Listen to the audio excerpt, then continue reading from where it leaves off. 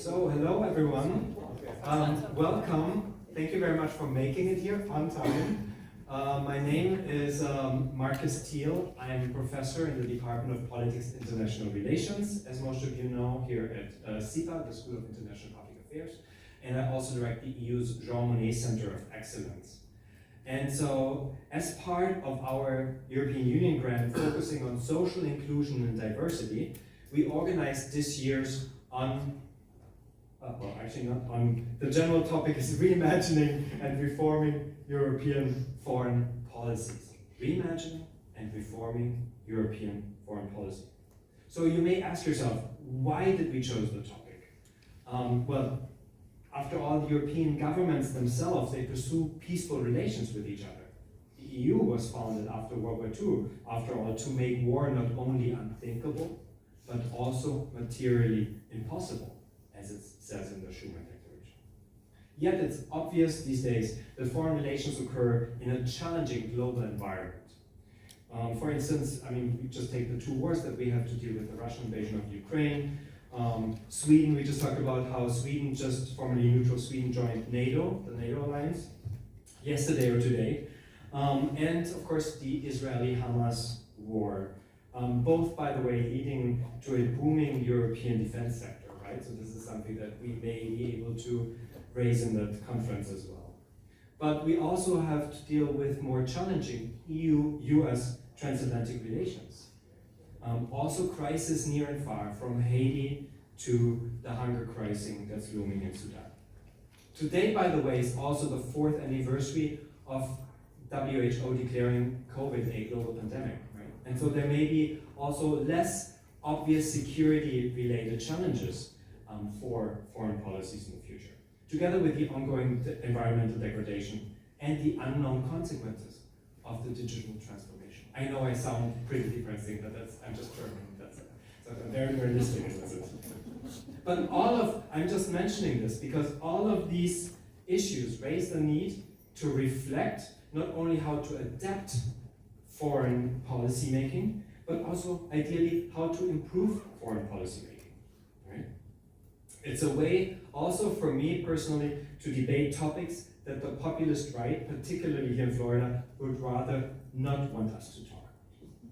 So some of the questions that we invite you to explore over the next day and a half, tomorrow we have a whole day of scholarly panels as well, is for example, how European or EU foreign policies can become more inclusive, more participatory, also for example for women, for migrants, for other minorities, the ones that are particularly affected by the various crises, and of course also by the European responses to those crises.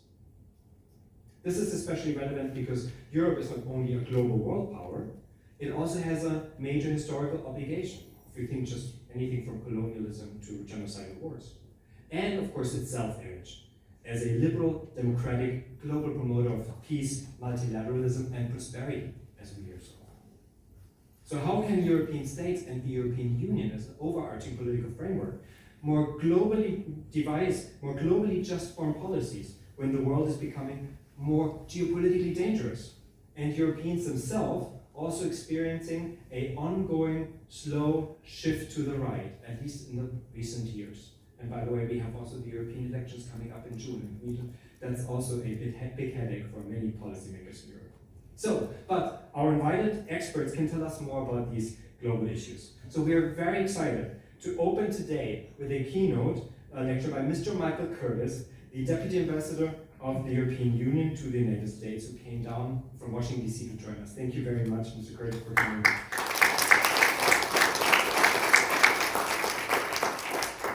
Tomorrow, if you are around for the FIU community, we'll have a full day of academic panels organized. The first one starting at 9 a.m., focusing on the historical and political context of European foreign relations. The second one at 11 a.m., specifically zooming in on feminist foreign policy, and if feminist foreign policy could be a way to provide global justice rather than just foreign policy. And the third one in the afternoon, after the consular roundtable, focusing on specific policy areas such as neighborhood policies, refugees, and the environment. But before we begin, I'd like to thank the European Commission for funding our activities, as well as our collaborative partners here at the Politics and International Relations Department, my friends here from various departments at CIPA that are present here, as well as our Dean Shlomi Dinar, who always supports us. A particular thanks goes, of course, to my right hand, Christine Cully. Can we give a shout out for Christine?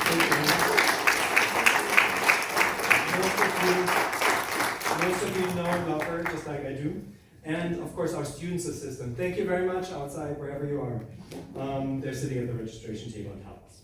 So, but last but not least, I want to recognize our European dignitaries who consistently support our local work. I think Madame Lisette den Brems, oh, she's just arriving. Okay, so I'm going to wait for her. So, thank you very much. We welcome very much Madame Elena Gabriela Eremia, the Consul General of Romania. Thank you very much for coming. Oh, and then just perfect timing. Thank you very much for coming, Madame Lisette de Brems, the Consul General of the Kingdoms of the Netherlands. Thank you for working. For braving Miami traffic, as we know. Also in absentia, Consul Raphael Trapp, the Consul General of France. He will be coming hopefully later to the reception. Mr. Thomas Abreu, thank you very much for being here, the Honorary Consul of Monaco. Mr. Volker Anding, our former Ambassador of Germany. Thank you very much for being here as well. And then last but not least, Sana, Miss Sana Rudi, the former Ambassador of the Republic of Kosovo to Latin America. Thank you for and of course to our keynote speaker and our expert that we will hear more tomorrow, and I will introduce them. So I want to hand it over now to our special guest, Deputy Ambassador Curtis, who will tell us in the next 30 minutes or so more about the EU's vision for not only transatlantic relations, but also EU foreign policies. Mr. Curtis has been the EU Deputy Ambassador to the US since September 2019. Immediately before joining the delegation in DC, he served in the team of the EU's former foreign policy chief, Federica Mogherini, that some of you may know, advising her on a number of important foreign policy issues for 5 years, including on transatlantic relations. He has had a long career in the EU institutions, working mainly in foreign policy and external relations, trade, development, and humanitarian issues. So really a nice broad range of issues that hopefully he can share with us some insights today. From 2004 to 2008, he worked as the EU Humanitarian Affairs Counselor to the UN in New York. And before that, he worked on the team of the EU Commissioner for Development and Humanitarian Aid, Paul Nielsen.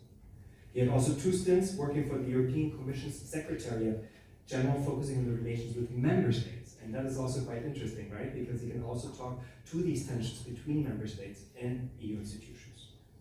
And Mr. Curtis has a bachelor's degree in French and politics from Leicester University in the UK, and a postgraduate master in European politics from the College of Europe in Bruges. He's a dual Italian and British national. Very happy that it enables you to come here down here today. Thank you very much and welcome, Mr. Curtis.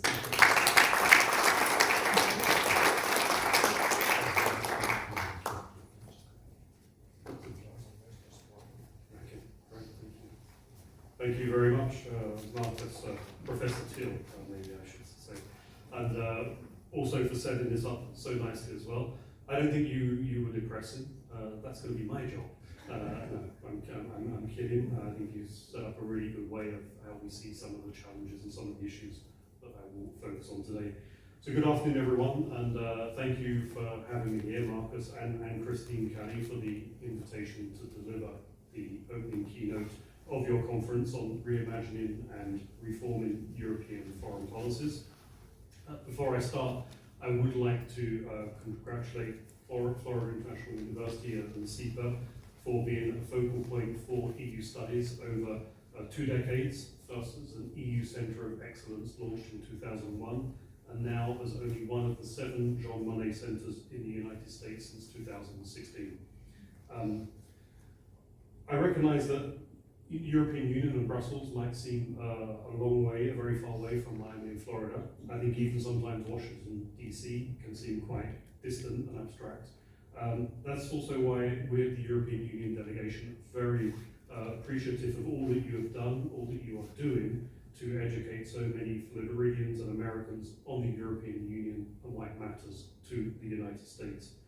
It's heartening to think that your past students, certainly in the thousands by now, are bringing that knowledge with them into their professional lives and using it either consciously or unconsciously in whatever they have chosen to do in life. It is also hugely gratifying to see so much interest in the EU among your current students and faculty here today. I will be the first to admit that the EU is not the easiest subject because our institutions are very different to the ones in the US, and we are constantly evolving to adapt to new circumstances. But after a few years in Washington, DC, I'm not sure US lawmaking is any less complicated.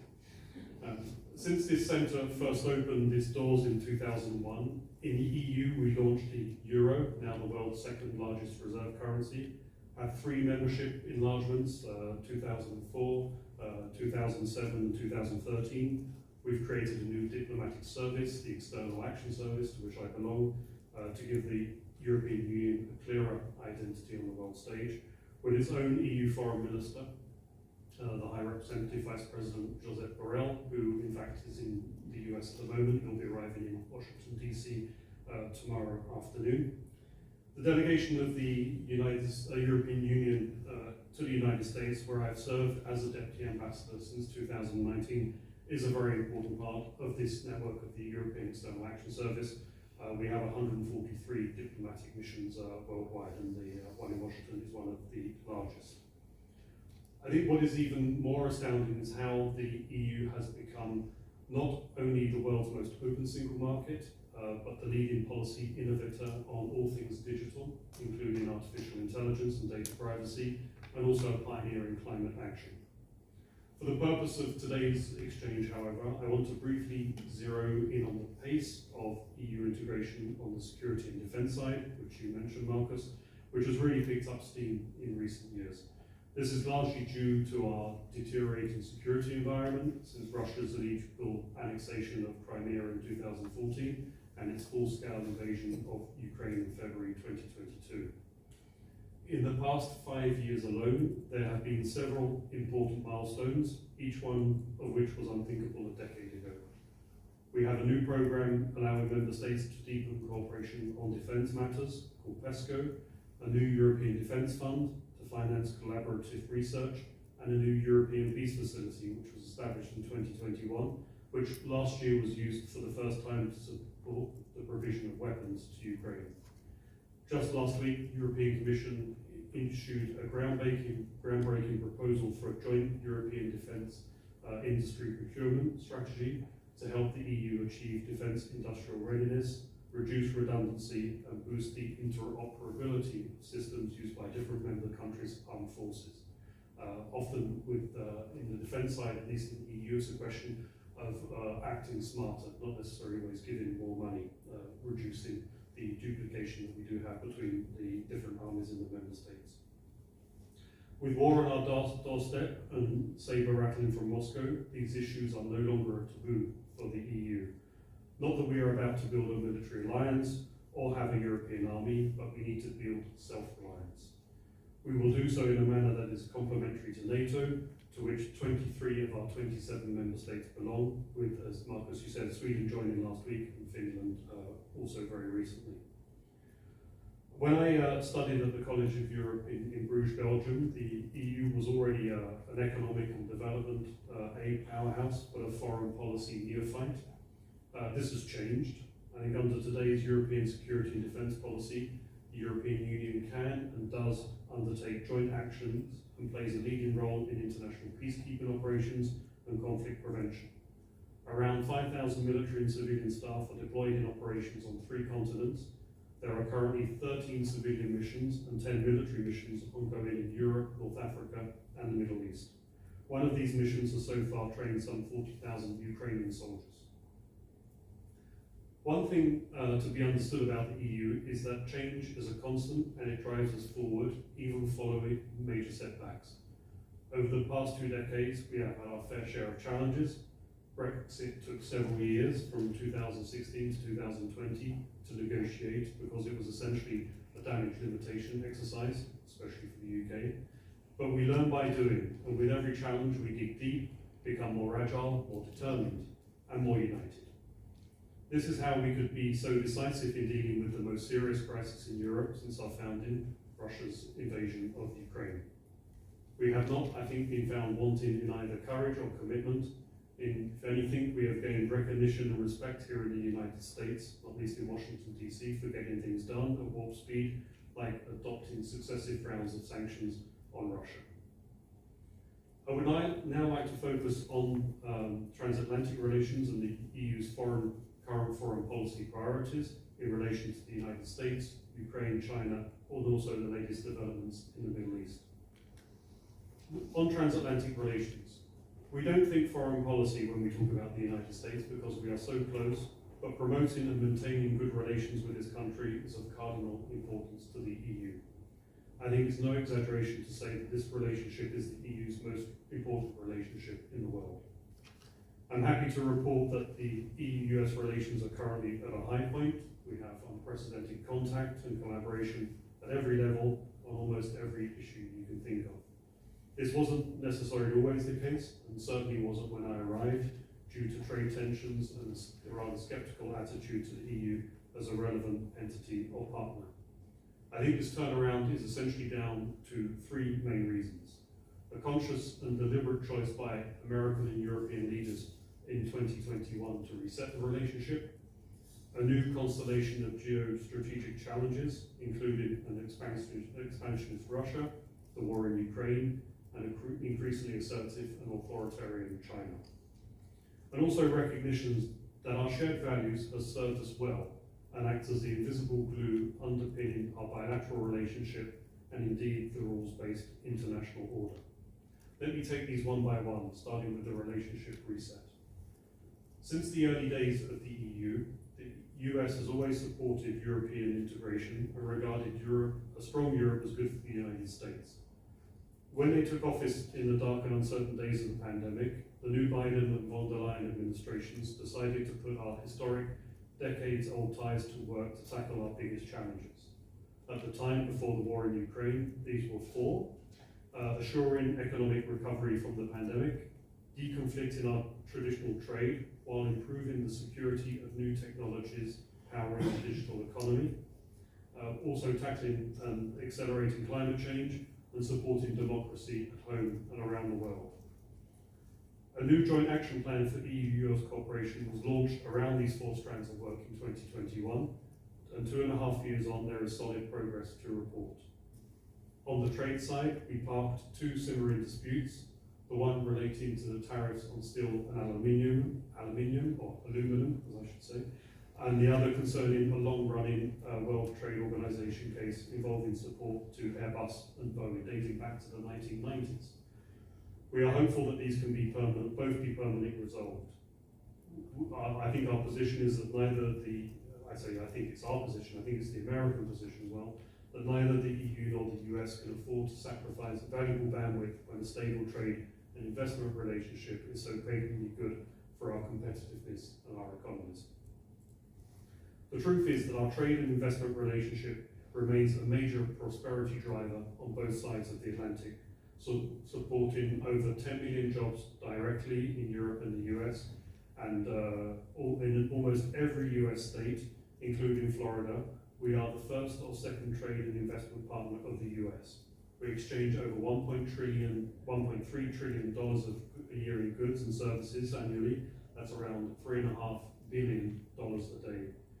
And EU investment in the US is 10 times what we invest in India and China together. To address the newer issues around trade, technology and security, the Trade and Technology Council was set up in September 2021. In the 2 years that this council has been in existence, it has become a successful vehicle for managing transatlantic cooperation on sensitive topics like export controls, investment screening, and particularly around the green and digital transitions, which are already well underway in the EU and starting in the US. Generally speaking, this Trade and Technology Council has been key to ensuring coherence in our respective approaches and avoiding any new and unnecessary friction. In fact, it was thanks to the regular high and working level contacts on these topics that the EU and US were well positioned to immediately sanction Russia in such a targeted way. On climate, after a pause while the US stepped away from UN-led efforts, the EU and US are once again working effectively, bilaterally and in the multilateral framework to increase climate ambition and keep within the Paris Treaty target of 1.5 Celsius for global warming. Given that for 9 months now, starting last June, we have reported the highest temperatures ever on record, this is really the least that we can do. Together, we launched a global methane pledge, to which 155 countries have now signed up, meeting the pledge target to of a 30% methane emissions reduction by 2030 could significantly reduce warming by 2050. And with climate change intensifying and cost of life and property soaring, we must continue our green transitions at home while showing solidarity with developing countries who themselves have not contributed to global warming in the way that we as major industrial powers have done. The EU is certainly prepared to do both. Having played a leading role in climate policy for decades, we are also the first major economy to enshrine our 2050 net zero climate goal into law, and we are the biggest provider of climate finance for developing countries.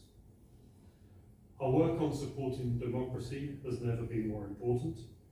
This year, more voters than ever in history will go to the polls in 64 countries, including in the EU and the US. In June, European citizens will directly elect a new European Parliament, and the new European Commission will take office towards the end of the year for a 5-year term. On November the 5th, Americans will decide who takes control of the White House and the Congress from January 2025. Of course, we are following the campaigns and primaries very closely. Well, no longer the primaries. I think that's all going to be over tomorrow, if it's not already. And of course, we will be prepared to work with the next US administration, whichever candidate wins. What is already clear, though, is that the outcome of these elections will determine whether there is continuity or change in EU-US bilateral relations and on a number of foreign policy matters. This brings me to the second factor propelling the renaissance in EU-US relations, the constellation of geostrategic challenges linked to Putin's war in Ukraine, the positions taken by China and its increasingly autocratic leadership, and the risk of regional escalation linked to the events in the Middle East. Ukraine has obviously been a major focus of our diplomatic work since the invasion just over 2 years ago. The level of contact and engagement between the EU and US on this issue is simply unprecedented.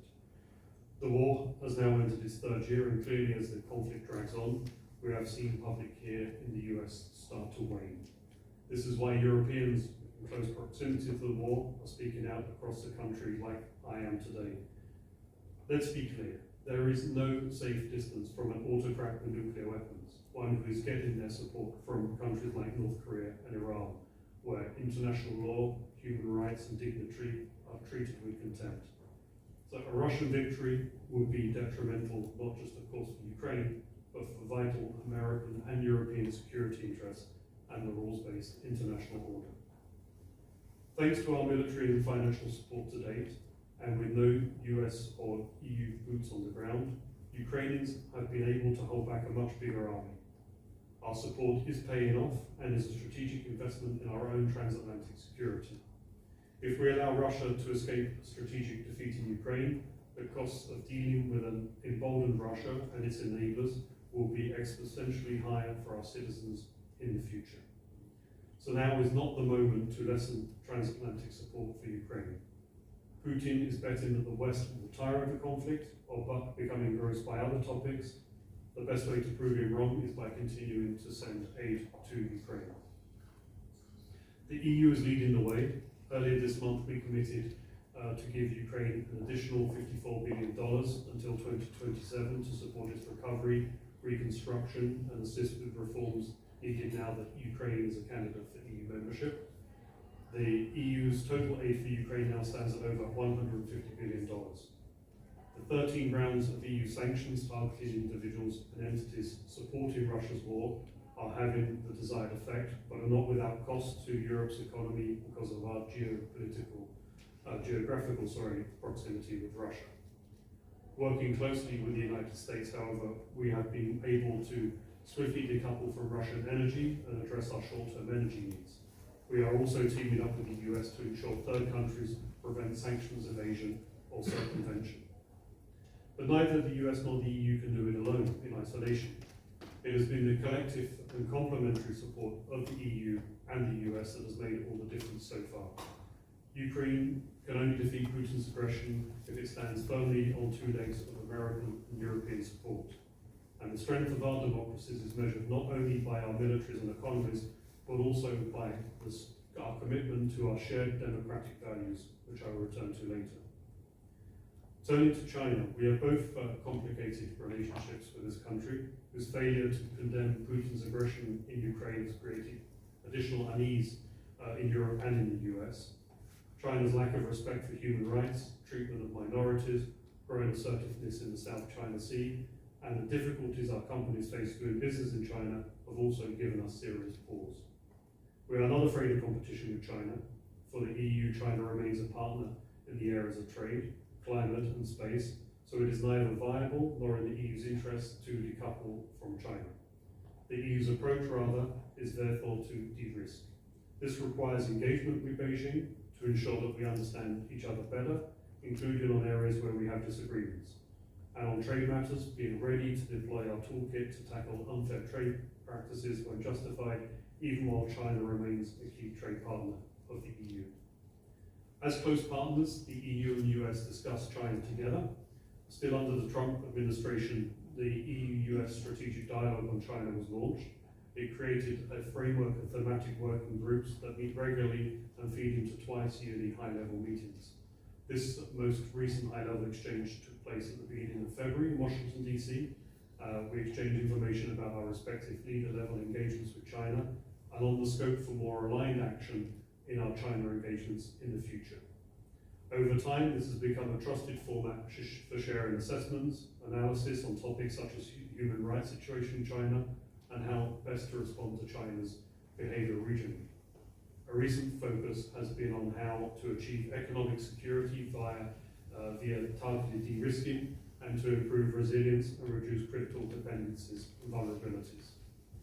From an EU perspective, one of the most critical parts of the discussions with the US has been on China's diplomatic and economic support for Russia's illegal war of aggression in Ukraine. This support has contributed and is contributing to rebuilding Russia's defense base through sanctions circumvention and the provision of dual-use goods. Nevertheless, we also discuss efforts to find topics on which engagement and cooperation with China is possible. As I mentioned already, the EU is currently focused on trying to work with China on climate change and accelerating the green transition. The US side has recently achieved some success with the re-establishment of military-to-military communication channels and the launch of working groups aimed to tackle the trafficking of precursor chemicals used in the illicit production of narcotics, particularly fentanyl. On the Middle East, the outbreak of a new war in the Middle East is of great concern to us. The EU has condemned in the strongest terms the October 7 attacks by Hamas terrorists against Israel. Like the United States, the European Union fully supports Israel's right to defend itself, but in line with international law and international humanitarian law. At the same time, the protection of all civilians is crucial at all times everywhere. The civilian death toll in Gaza is unacceptable, and the humanitarian catastrophe continues to worsen day by day. More aid is needed, and we have been urging Israel to allow more humanitarian access points and to facilitate aid delivery.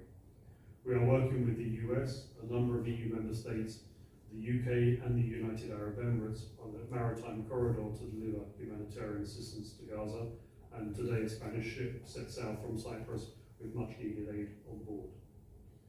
Like the US, we have also been calling for the immediate release of Israeli hostages.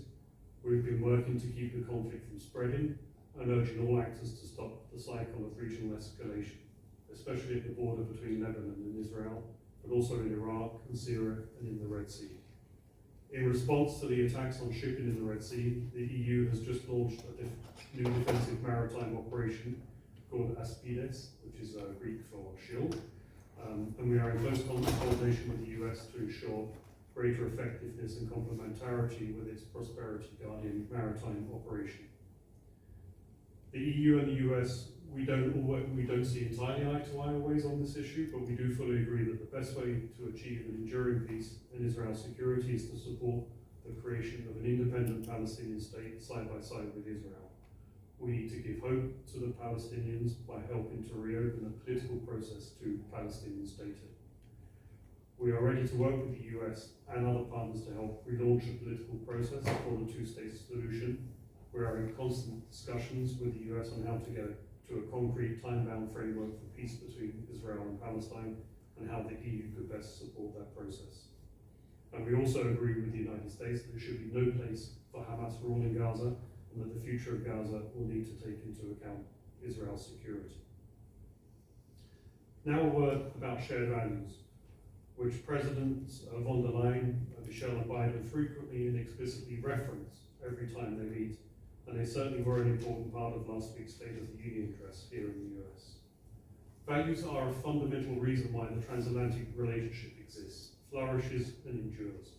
In many parts of the world, these values are under attack as multiple crises, from the pandemic to conflict and climate change, have eroded confidence, reversed progress and even exacerbated global inequality. This may explain also why some countries in the developing world did not align with us in quickly condemning Putin's war of aggression in Ukraine, notwithstanding his weaponization of grain and energy shipments that had direct and adverse effects for them. The fact is that the US and the EU have been the most generous donors of development assistance for decades, and the EU and its member states are the world's largest donor by far, accounting for 43% of all official development assistance. Development has been at the heart of the European external policies since before we had a foreign policy, and its objectives to progressively eradicate poverty, promote sustainable growth, support strong governance, human rights, gender equality, and inclusive societies have always been driven by our core values. And this has also been very much something which has driven our work in the multilateral framework in the United Nations. Development is not just about money. It is about creating tangible benefits and lasting outcomes that enhance our partners and improve the economic outlook for their populations, also their social outlook. This is not only the right thing to do, it is also the smart thing to do, because without progress of most of the global population in the developing world, we cannot ensure our own progress.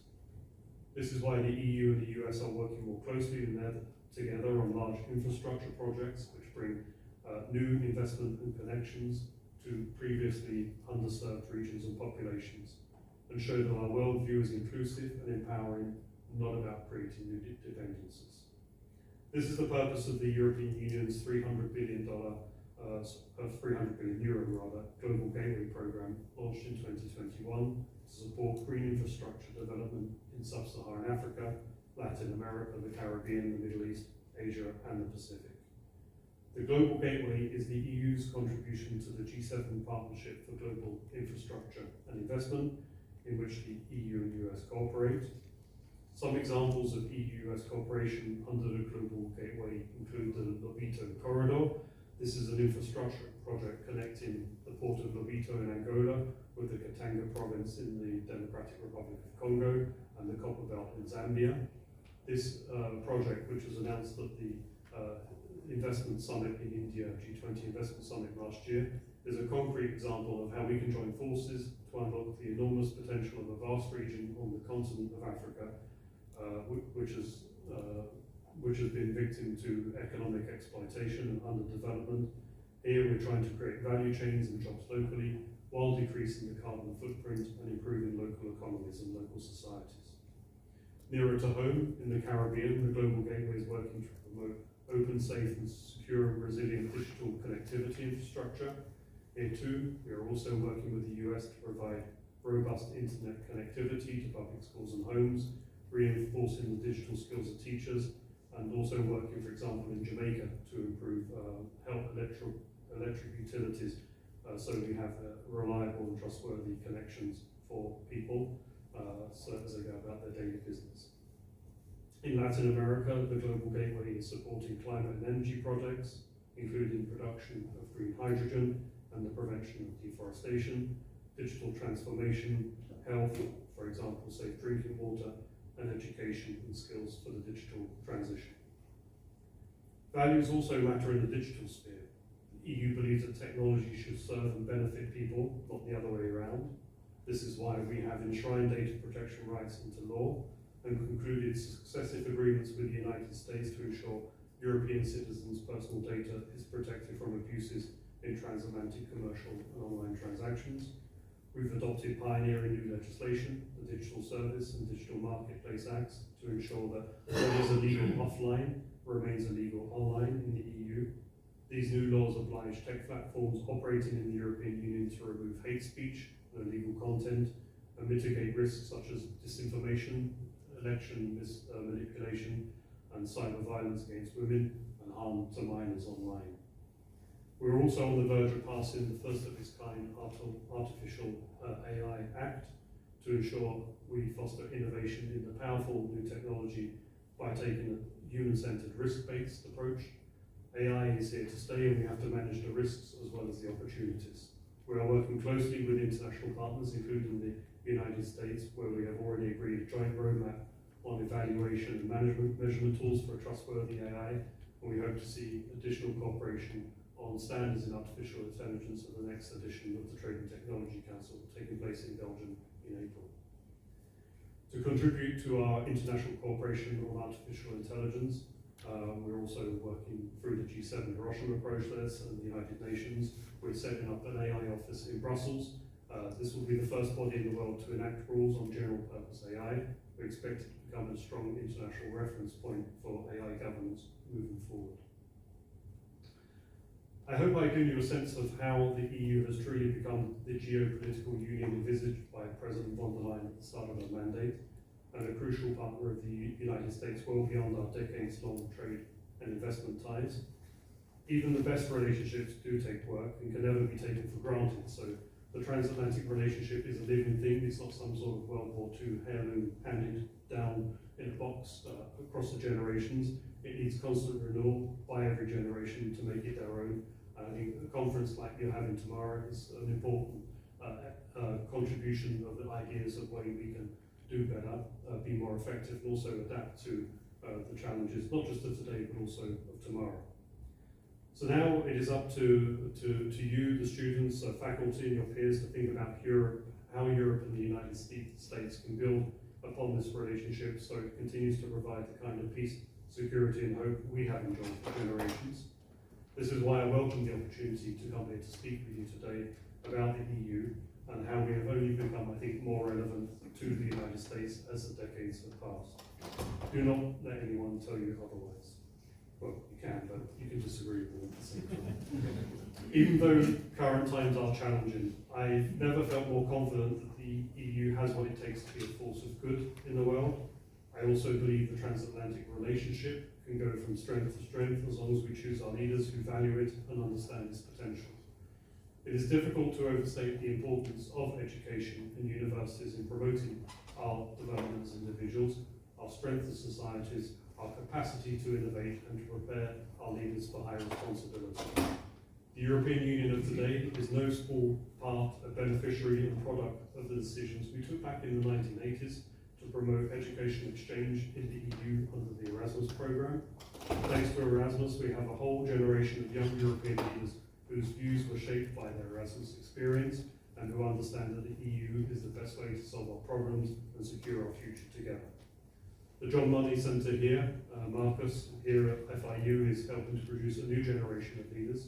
My hope is that some of you will consider careers in transatlantic diplomacy, some of you already have, and perhaps one day apply for an internship at the EU Delegation to the United States, or work with us from a position in the US Department of State. I guarantee you will find it exciting and rewarding to contribute to EU-US relations in these very interesting times. And with that, I would like to thank you for your attention. I look forward to the exchange that we're about to have. Thank you.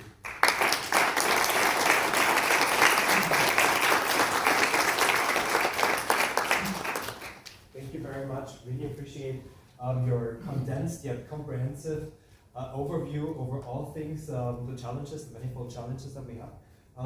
For the next, I think 25 minutes or so, 30 minutes, we want to open the room for comments and questions so we can engage and use the opportunity of having you down here, right, to kind of find out a little bit more about some of the issues that you mentioned in passing. Hello, thank you.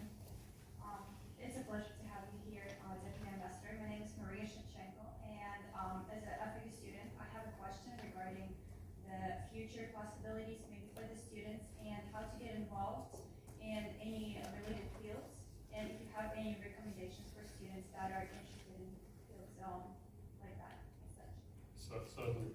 So I can answer that question at several different levels. I mean, starting maybe closer to home, at the delegation of the European Union, Washington DC, we do have an intern program. We also have the European Parliament office, liaison office in Washington DC, which gives internship possibilities. Also, it is possible for students, including non-Europeans, to do an internship at the European Commission in Brussels. This is something which I did actually, as did my wife in the front row. So be careful. It might end up meeting your future spouse there. Even there was some fake news going around in the office at Mark said, oh, so that's one way of getting involved. Also doing I mean, I think you're at a very good place here to be able to, you have an international exposure to meet other people. I would say that, the opportunity to travel and study elsewhere, wherever you come from, is really an opportunity that anyone should grasp. I think really that's what made a big difference to my life. Not, I would say, just my career, certainly, but also to the life I've led. I was curious, I studied languages, I wanted to travel, and I think that curiosity has also opened so many doors, and it has enriched my life not just on a professional level, but also on a personal level as well. So when these opportunities do arise, try to seize them, or try to create these opportunities yourself as well. I don't know if that answers your question. It did. Thank you so much. Maybe it's a start. And if I may add, if you haven't already subscribed to the EU Center's MailChimp announcement, because we send out regularly, job postings, internships, traineeships by the EU delegation and other things. Thank you. Also our Instagram. Okay. Yeah, I should have said that. We do have, and you should visit our website as well, where you can sign up for our newsletter as well, which is, we also do a weekly newsletter which describes the work that we're doing, what's on our agenda that week, issues we're dealing with, visits we might be having. The top 10, yeah. The EU top 10. Thank you. Any other questions? Or yes, please. I don't know who wants to be a ladies first.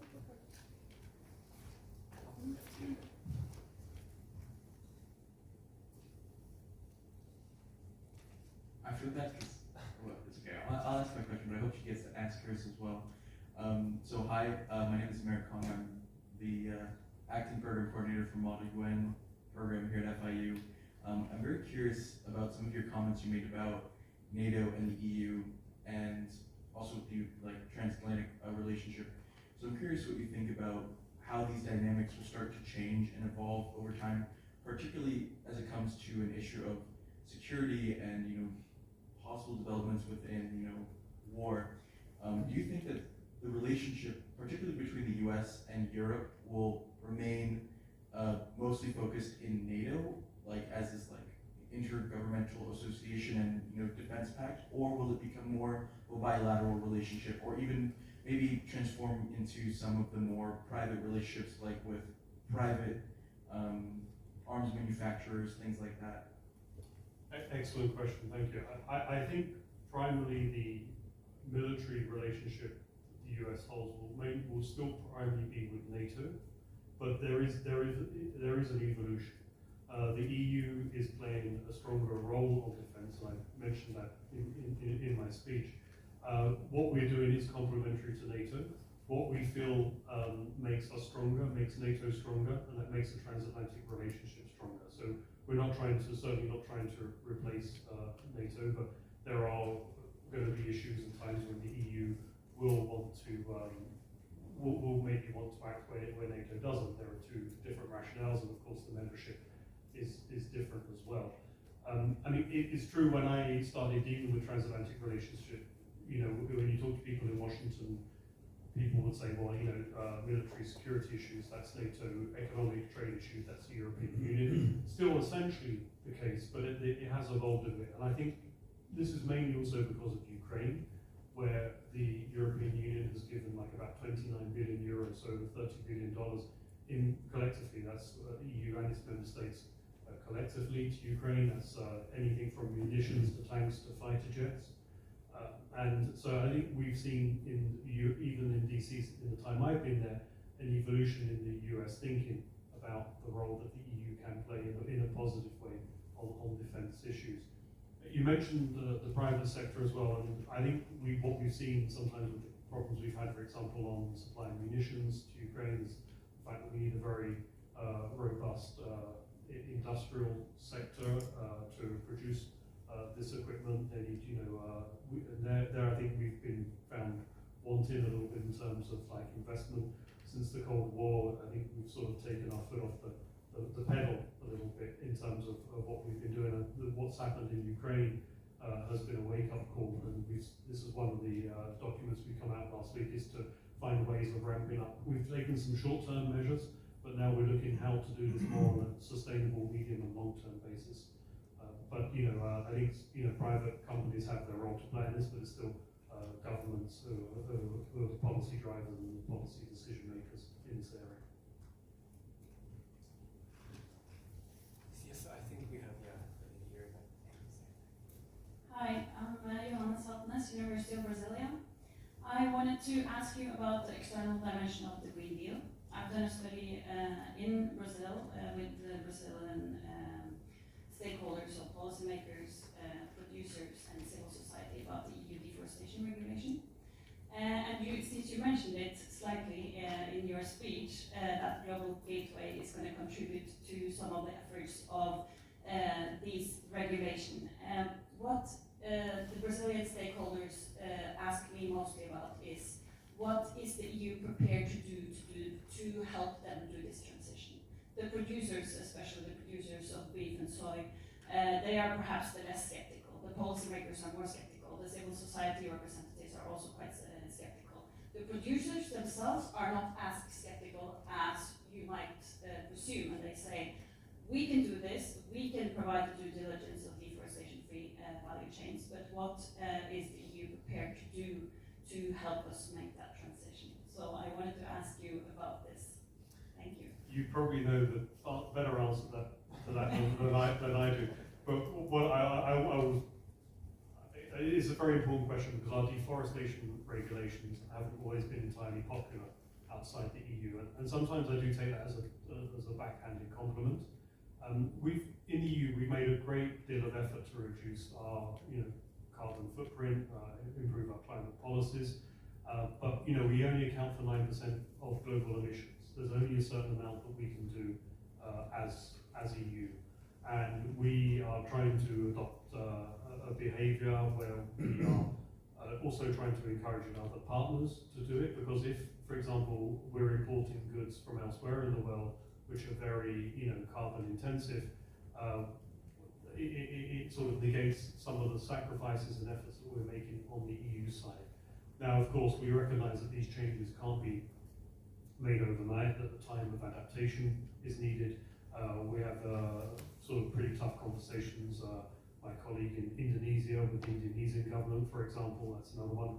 On Brazil, as you know a lot better than I do, this is a particular sensitive issue as well. So what we do is work with the countries, with the civil society, with producers, with farmers, to try and find ways. And this is also why we have put a lot of money aside in programs like the Global Gateway to try and help ease that transition, to find a more sustainable way of doing it. Because in the end, we all do share the same planet, and we have to pull together in this direction. Sometimes, you need some carrots, sometimes you need some sticks, and what we're trying to do is to find that balance. It's not always easy. There was one question, but please, we're going to get to all of you. Jose, I think you were. Yes. Yes, you were. Yes. Hello, this is Jose Morcillo. I'm a faculty from Modern Languages here at CIPA. I'm from Spain, and I know Josep Borrell, Minister of Foreign Affairs.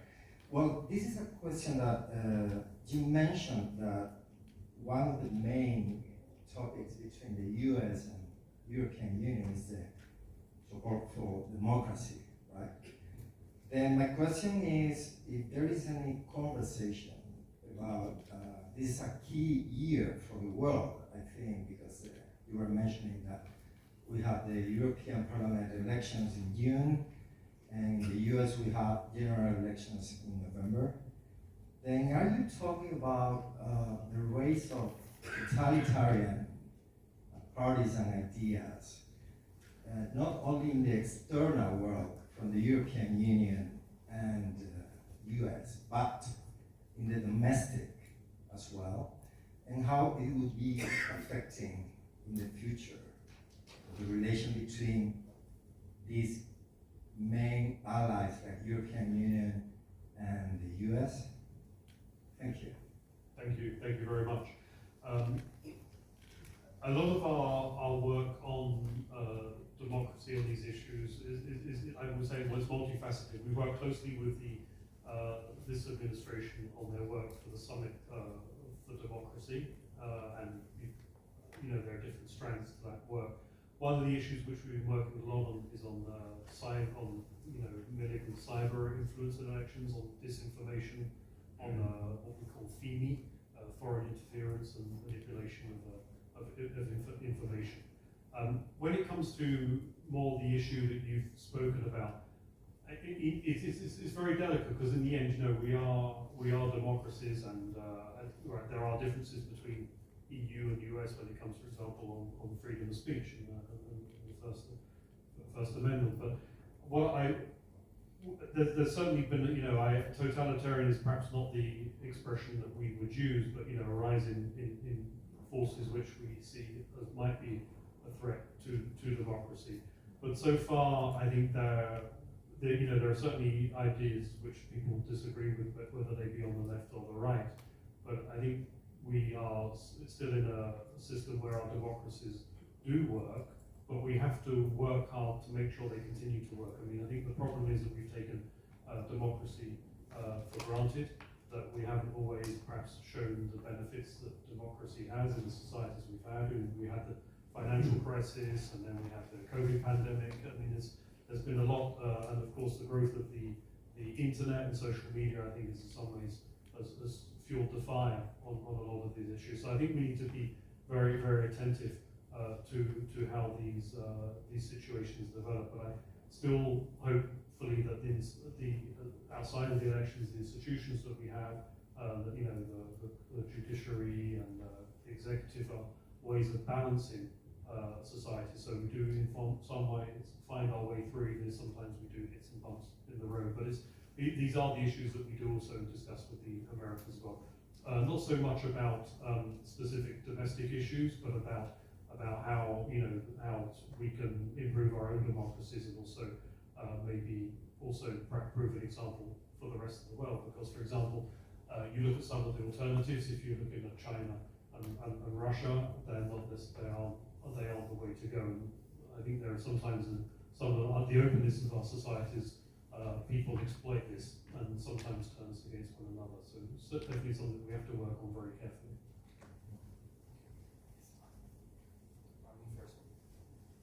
The upcoming the election, the European elections in the middle of this year, have been very briefly mentioned, but I would like to ask you to be a little more specific, if possible. Will there be any changes? Will there be continuity? Will there be a continuity in the person of the President of the European Commission? Or which other candidates are there?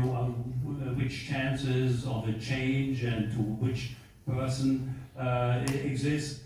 Could you please speculate a little bit about that? Where's your magic ball? I appreciate the question on the other elections taking place this year. That's the European elections at the beginning of June. I don't have a crystal ball, so I really don't know what will happen. I read opinion polls, I read newspaper articles, like perhaps a lot of you do as well. There is the polls certainly at the moment do show that there may be a shift to the right in the elections, but they're still a few months away, and who knows what might happen, and who knows also how accurate the polls are. I do think though that the sort of the two, there is a sort of the centre left and centre right block, which I think will hold overall. I think there may be some sort of like frittering away on the margins, particularly on the right. What I think, and this is perhaps more speculative, what to look out for is to see whether there's an alignment between some of the major political blocs in the European Parliament, for example, and I think that's something to watch out for. For example, there are some of the groups to the right of the European People's Party, whether there's an attempt basically to make a bigger bloc on the centre right, and so there could be a change in the balance of power, which of course depends on on the elections. Of course, the elections will influence what happens to the European Commission, because once the member states have appointed the Commission President, the individual commissioners, all these people have to go in front of the European Parliament for their hearings, and the European Parliament has to vote on the team as a bloc. And last time President von der Leyen was voted, I think by a majority of 8 or 9 votes. So it was actually very close. She is certainly, I'm not saying this because I'm here as a diplomat representing the European Union. I think she's done an absolutely amazing job as President of the European Commission. Everything that's been thrown her way, I think she's dealt with in a very capable, dedicated manner. COVID pandemic, Ukraine, the energy crisis, and the like. She is going to be the candidate. She is the candidate of the European People's Party, and looking for a second mandate. So we'll see. I mean, I'm relatively optimistic that the member states will endorse her candidacy as President of the Commission. But beyond that, it depends really what happens in the European Parliament in June. It could take a few months to sort out. The Commission is due to become the new Commission is due to start, I think, on the 1st of November or 1st of December. I always get confused. I think it's 1st of November. So there's still some time to try and sort that out by the end of the year. We'll wait and see. It's quite exciting. So lots of things are going to happen in November, not just in Europe. Yeah, thank you. Exciting year. I think we had 2 gentlemen here. I don't know which one was first. Maybe you can just go one of the other. Good afternoon.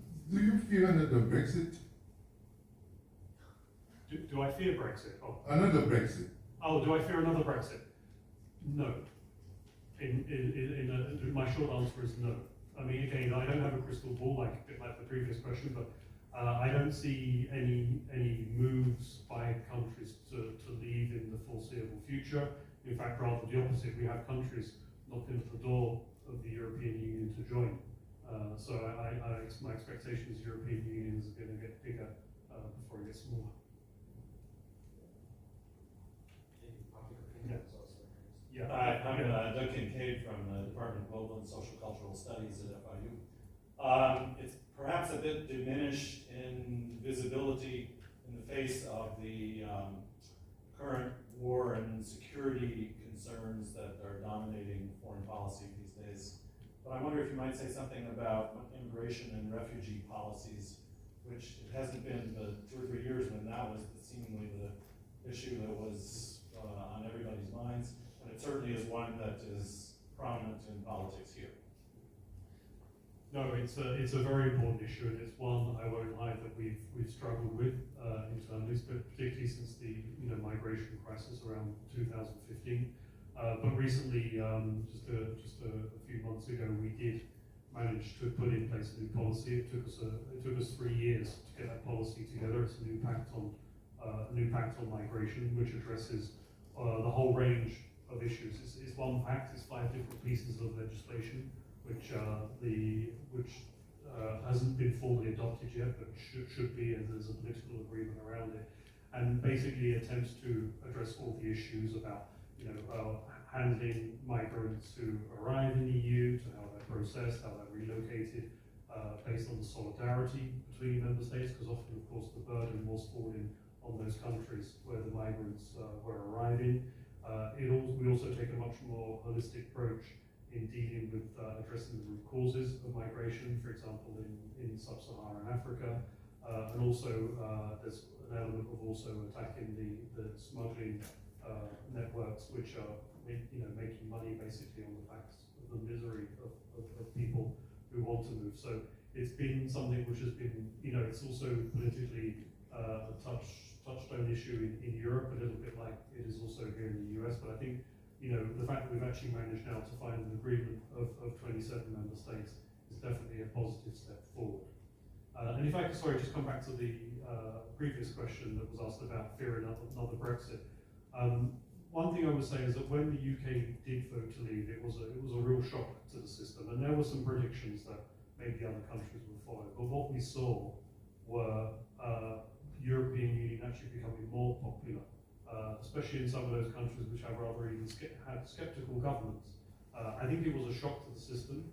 I think it's a bit like people, in some ways, started to appreciate the value of something when they didn't have it anymore, and that made people, I think twice. So I don't think we're in a situation now, even in some of those member states which maybe the governments might be a little bit more Eurosceptic. There's still very strong support from the populations for the European Union. Great, thank you. There was another question. So my question is, first let me introduce. My name is Sumit Kundu. I'm the Professor of International Business and Global Strategy, Associate Dean for International Project Business. So this is a question about the Global South, rise of the Global South, and India hosted the G20 meetings last year. I'm from India myself. So what is the new reality, the landscape, as it relates to the European Union and the United States with respect to the G20 and the Global South? And in terms of the reality, in terms of the supranational institutions, the World Bank, the IMF, UN, so on and so forth, there is this undercurrent that they are not being represented by the G20. So what are your views in terms of, do we need to take a look at the situation and reevaluate and bring some new ideas? Countries like India, which has stood for democracy, vis-a-vis China and Russia, in terms of whether they should be a part of the Security Council and they have a more important role to play, not only in the Quad, but also in addition to looking at what is happening in different parts of the world. Thank you. This is an issue which High Representative Borrell has also been rather outspoken on. In some ways, suggesting that the global governance that we know now is broken, that it's not fit for the world that we live in, that the world has changed enormously in recent years. There are sometimes this focuses a little bit on the Security Council, but as you mentioned, it goes beyond that. It's governance of the multilateral development banks, and I think the EU, to its credit, is pushing for reform in those areas. We don't have a common position on the Security Council, as you can probably imagine, because of our membership, but we'll have the spring meetings in Washington DC in about a month from now. And this is the reform of the MDB system is something that we're very much pushing for as well. On the G20, we were very much a proponent of the African Union joining, and they attended their first meeting in Brazil just a couple of weeks ago. I think G20 is a useful forum for discussing a lot of the issues. It doesn't sort of make decisions as such, but I think it does give also a voice to other countries who feel, for example, that the way that the global system of governance is set up doesn't reflect the diversity of the world's population. It's not just in terms of population, it's also in terms of economic growth as well. So certainly a lot of work to do on there.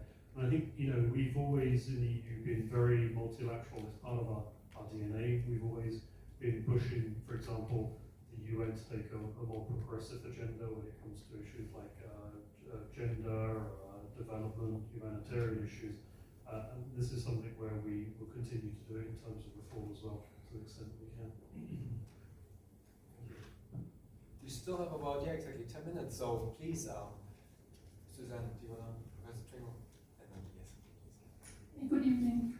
My name is Suzanne Swindle. I'm also in the Department of Politics and International Relations. Thanks for being here. First, thank you for mentioning Erasmus. I'm a proud product of Erasmus and also European Union citizen as well.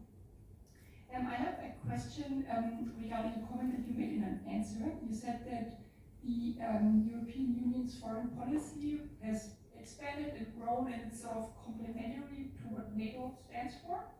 And I just wanted you to expand on that a little bit further, what that completely means. And the other thing I wondered is how you would assess it, how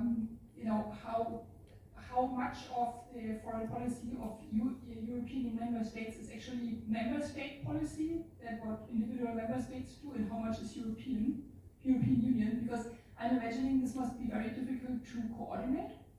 And as far as I can see, also in terms of institutions and so forth, we actually stick very much to the member state or nation state model in terms of European Union foreign policy. Thank you. Maybe I didn't express myself entirely. What I meant to say is what the EU is doing in terms of security and defence is to be complementary with NATO. It's not to be like NATO or sort of duplicate NATO. What we want to do is, in a way, we're not in competition with NATO.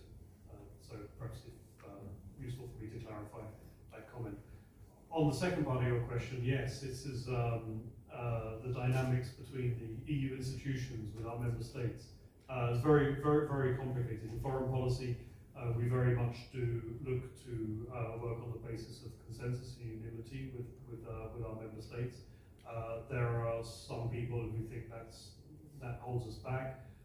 There are others, and maybe I put myself in that camp, where I think our unanimity, our consensus is actually our strength in many ways, but when we can express a position, it's on behalf of all 27 member states in very sensitive areas. I mean, of course, there are other areas, for example, trade policy and other, where we legislate, where we don't work on the basis of unanimity. We have, majority vote in the Council. We have the European Parliament, which also has to vote. So I think there the European Commission, as an institution, has more autonomy. But I think we've made certainly progress in areas of policy. I think now that some of the fights that we had with member states 20 years ago, 10 years ago, the events of the world, of what's happened in the world, when we think about what happened in Ukraine with COVID, we spend a lot less time arguing about who should be doing what. I think we have a much clearer common sense of purpose, and that's because I think a reflection of the world that we live in. Good evening, Deputy Ambassador. My name is Sudeshna. I'm from Miami-Dade County International Trade Consortium. My question to you is that if you could share some thoughts on the future of a free trade agreement or the lack thereof between the EU and the US, and how do you see the negotiations going forward? Thank you. So I don't see any perspective for what we would term a classical trade agreement anytime soon between the EU and the US. I think there are several reasons for that. I think we've seen the approach of this administration to trade agreements, and to be very honest, in some parts of the EU, it's not much more favourable. I think what we're trying to do, and we've certainly worked a lot with the administration on this, is working on trade issues, but not what would you consider a classical free trade agreement of tariffs and quotas. A lot of the trade between the EU and the US does basically flow quite freely in other directions. What we've been working on is issues not like around standards and reducing the technical barriers to trade as well. And of course, increasingly working on issues around like critical raw materials and semiconductors. So a little bit more, I would say, in some ways, the trade of the future, to make sure that trade can move quickly. I think partly what has also inspired this work is a little bit the competition with China, the dependencies on China for a lot of things. But we think that in some ways we can, if by working together, the EU and the US, given the role that we play in the global economy, we are about 40% of global GDP. That in some ways we can help sort of set the rules of the road to make sure that the green digital transition works for the benefit of consumers, of workers, and not for autocrats.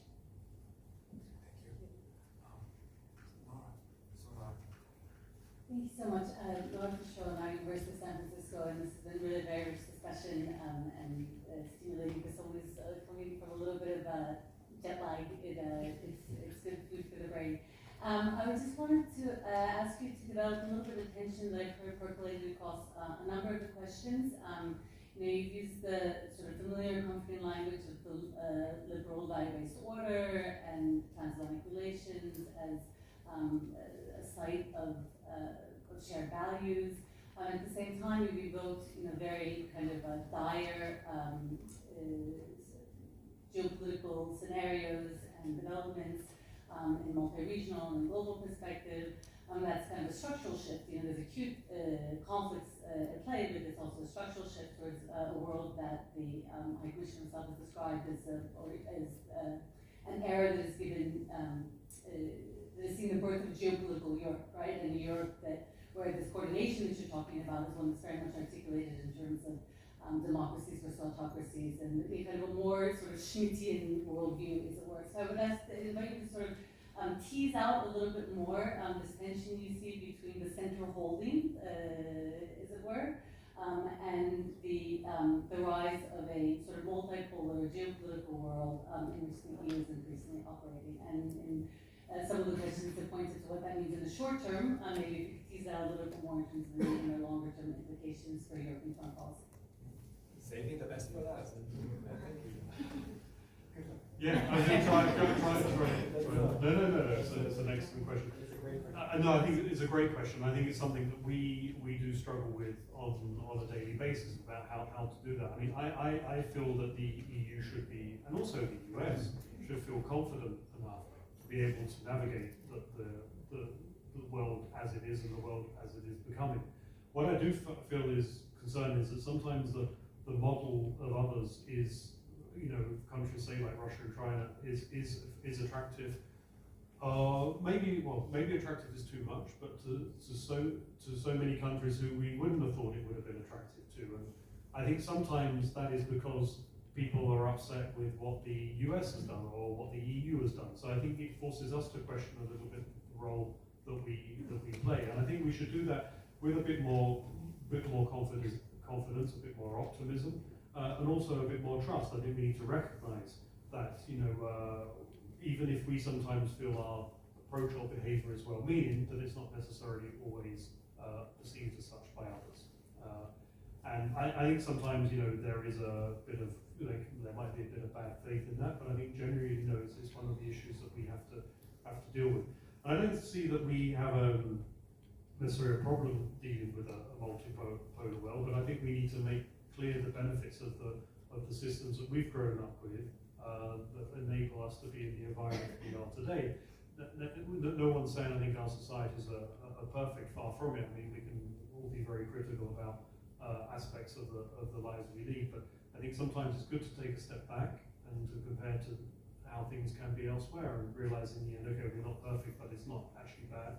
And that's what I mean sometimes to have that belief, maybe more than confidence, that we can do something about it. And I'm sure that's not an answer to your question. I think probably don't have long enough to do it, but maybe, hopefully it's a start. Well, thank you. We're actually at 6:29. We're right on time. That was great, fantastic. You provided a lot of expertise and coming from all sides, right? So I would hope that at the same time we really just scratch the surface, I feel. That's as much as you can do this evening. We can continue this at the reception outside later. But yes, thank you. We can continue that outside later. But please help me give a round of applause to Mr. Curtis.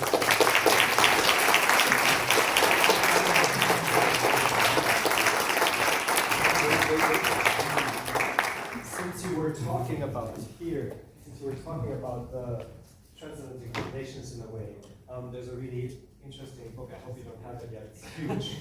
And it's called Europe Meets USA. So if you want to check it out.